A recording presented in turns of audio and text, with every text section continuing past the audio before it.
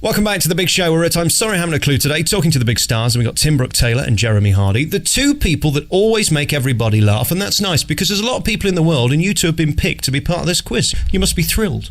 Well, Tim was picked about 85 years ago, so I think the novelty's probably worn off for him. The question I haven't asked yet is about Humph and when this whole thing changed this year. Did you worry that it should be brought back, and when it was brought back, did you feel it was okay? Well, we'd talked about this for a long time before, and Willie Rushton and I talked about it, and we said if Humph goes, and actually, of course, sadly, Willie went first, and the thing we said is if we still wanted to do it, we'd do it. But when Humph died, we all felt, well, I'm not sure, but at the same time, we knew he wanted it to go on, but we thought we'd leave it for a bit because, well, apart from anything else, he was missing very much in our lives, and he was very much part of the show. Now, what we weren't quite sure is whether people would accept it without the great Humph, and happily they have. And it was interesting that a lot of the journalists were saying, no, you shouldn't bring it back. And then after 6 months, they're saying, actually, I think you should bring it back. So that helped.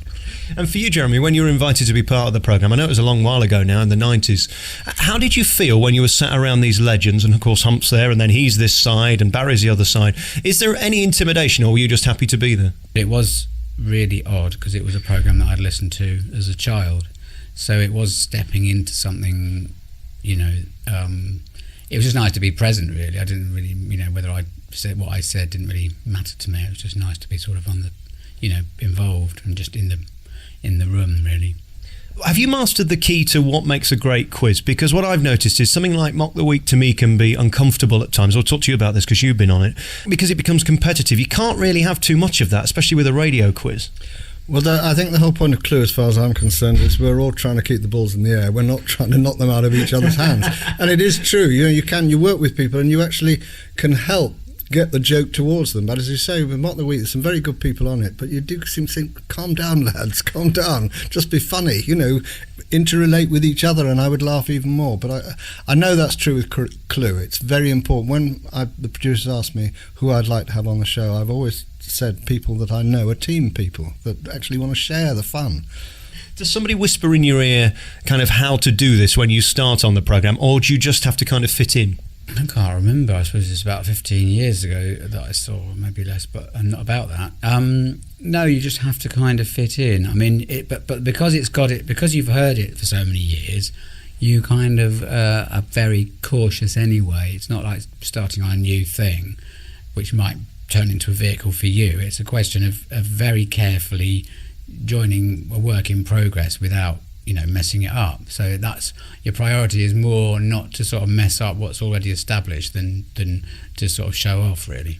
But you can also bring extra things to it, like Jeremy brings a fine singing voice, which is very important to the programme. I'm sorry, I don't know why you're laughing, Jeremy. I'm sorry, I didn't mean to do that. I'd never really thought about my singing voice because I've never actually sung in public until I had to do. And the first time I sang was, Willie was on, and I sat down, and Willie said, "I smell points," and and now occasionally I sing in tune, and everyone gets very upset. But I can't really tell if I'm in tune or not, and it's statistically it's inevitable. If the number of times that I sing from time to time, it's like a broken clock. It's right twice a day. Would it be fair to say you're no Andrea Bocelli? If I knew what you meant, yes. Rather delicious pasta, I think you'll find us. Yes, I could enjoy it. I'm an al dente Bocelli.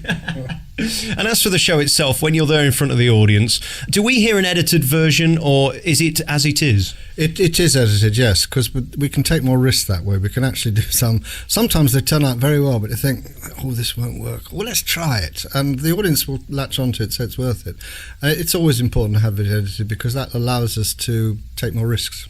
All right, we're going to take a piece of music and we'll be back with the two big stars. We're also going to talk to Jack D as well. Back with Tim and Jeremy next. We're back with our remaining moments with the stars of I'm Sorry I Haven't a Clue, which is touring the country and it'll be back on Radio 4 forever, really, because it has no sign of going away. And that's not easy, is it, to find a quiz that works forever? Some of them seem to come and go. Yes, I mean, it's been plundered shamelessly by other shows and it's influenced a lot of other shows. Whole rounds of Clue rounds appear on TV programmes that we won't mention, like Mock the Week. But I think that the charm of it, which is what Tim was pointing out, is it's like four kids building a snowman together, whereas a lot of shows are populated by the sort of kid who wants to come up and knock the head off somebody else's snowman. And we're just very patiently, calmly trying to, and all the jokes are shared, and nobody cares who said what when or something, so I think it's the affection for each other and for the show that listeners have that keeps it going. Because, as I say, I mean, everything that we do has been nicked by other people pretty much, apart from Mornington Crescent. So I think it's affection for the people involved. Is plagiarism a compliment, or is it hugely frustrating? It's a compliment, but at the same time, if they could just send the money to me, it would be very helpful. Tim, you've been very lucky because in your career you've worked with such legends, and of course the Footlights played a major part in the beginnings. Were those days as exciting and wonderful as we hear now in all these many documentaries that are made about it? I would put it another way and say those people have been very lucky working with me, but no, I have been very lucky, quite right from the beginning, and that's my point of teamwork, that I've been grateful for working with people right from the beginning, and I know I wouldn't have had the confidence on my own to go on my own. I admire people like Jeremy who can do stand-up on their own. I can do it for a little bit, but suddenly I think I'm standing about 12 feet above me saying, you are rubbish. And that's not a good thing. But when you're with somebody else, you can throw things and they'll laugh and they'll throw it back. So, yes, I've been lucky, and so have they.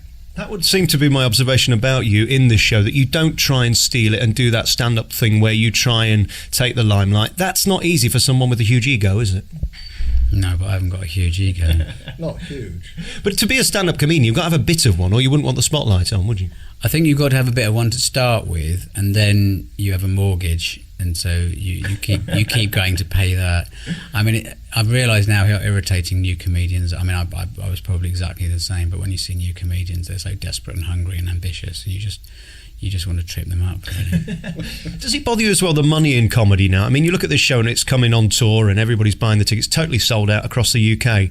But there's comedians who 2 years ago we hadn't heard of doing arenas and selling out endless nights. The business of comedy has changed, hasn't it? I'm all for them selling out. What I do regret is during the 70s when we were doing the goodies and things, that we could have done some great goodies tours and some visual events and O2 Arena for a year, no problems. So I do regret missing that, because I think that would have been fun. But I don't begrudge other people money. Well, yes, I do. How do you feel about it? Well, to be honest, I mean, there's lots of people that I like that I wouldn't actually want to go and see in an arena. I mean, I went to see Prince at the O2, which was a spectacular show, but even that, the after party was better because he did it in a smaller club that was about 300 seats, and that was great.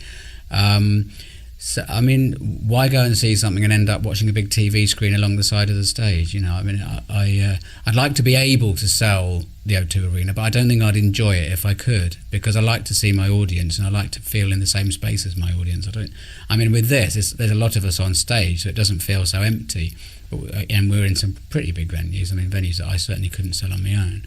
But I've never enjoyed being in a huge venue, you know, just standing in the middle of the stage, because I don't do very much. I think somebody like Lee Evans, who runs around and, you know, he sort of fills the space and it seems appropriate. But for a solo stand-up, I don't think you can beat an intimate venue, really. Well, congratulations on the show and your success and both of your careers. You've really mastered the art of what you do, and I'm so looking forward to the show tonight. And we're going to play more clips from I'm Sorry I Haven't a Clue in a moment from now, but for the moment, Tim and also Jeremy, thank you for talking to me. Pleasure. Pleasure.